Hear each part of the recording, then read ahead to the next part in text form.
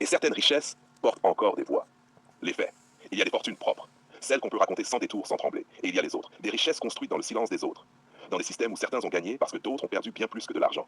Exploitation, manipulation, violence économique, parfois physique, parfois historique. On parle de chiffres, de croissance, de réussite. Mais derrière certains chiffres, il y a des vies écrasées, des trajectoires brisées, des héritages volés. Et ces réalités ne disparaissent pas parce qu'on les ignore. Elles circulent, elles traversent le temps, elles se déposent là où l'argent passe. Un tronc t'a dit, l'argent n'a pas d'odeur. C'est pratique, ça permet de ne pas poser de questions. Mais en vérité, ce n'est pas l'argent qui a une odeur, c'est ta conscience. Parce que certaines opportunités arrivent avec une sensation étrange, comme un léger déséquilibre intérieur. Tout semble parfait sur le papier, mais quelque chose en toi résiste. Une intuition, un doute, un refus silencieux. Et souvent, c'est là que tout commence. 1. L'argent transporte plus que de la valeur.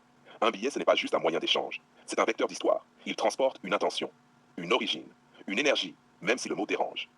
Quand une richesse est construite dans l'injustice, elle ne disparaît pas. Elle se transforme en opportunité pour quelqu'un d'autre. Et la question devient simple, est-ce que tu veux être ce quelqu'un d'autre? 2. Le piège de la rationalisation. Beaucoup disent si c'est pas moi, quelqu'un d'autre prendra. C'est vrai, mais cette phrase sert souvent à éviter une autre vérité. Tu sais déjà. Tu sais quand quelque chose n'est pas aligné, mais tu négocies avec toi-même. Tu minimises. Tu transformes un malaise en logique. C'est comme ça que certains franchissent des lignes sans même s'en rendre compte. Pas d'un coup, mais par petites décisions. Le prix invisible. Il y a des gains visibles. L'argent, le statut, les opportunités. Et puis il y a les coûts invisibles. Une perte de clarté intérieure. Une forme de tension difficile à expliquer. Une altération de ton regard sur toi-même. Tu avances, oui, mais différemment. Un peu moins droit, un peu moins libre. Et ça, personne ne peut le mesurer pour toi. 4. Les cycles non réglés. Ce qui est construit dans l'injustice ne disparaît pas. Ça circule, ça revient autrement. Parfois sous forme de conflit, parfois sous forme de blocage. Parfois sous forme de répétition étrange dans les parcours de vie. Comme si quelque chose devait être équilibré. Appelle ça morale, karma, mémoire collective, peu importe le mot. Le principe reste le même. Ce qui n'est pas réglé reste actif.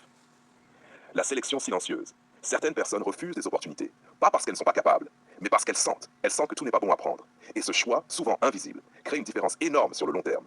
Parce qu'en refusant certains chemins, tu te rends disponible pour d'autres, plus propres, plus alignés, plus stables. 6. Pouvoir regarder sans détour. Imagine une chose simple.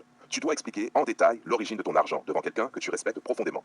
Est-ce que tu es à l'aise ou est-ce que tu ajustes ton discours, tu simplifies, tu caches certaines parties? Ce test est brutal, mais il est honnête.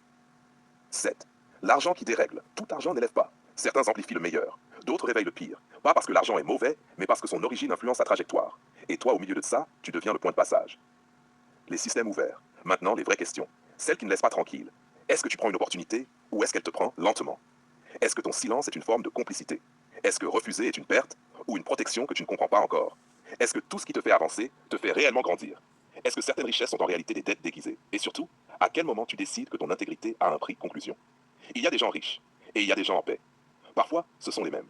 Mais ceux qui cumulent les deux ont fait des choix que personne ne voit. Des refus discrets, des renoncements incompris, des décisions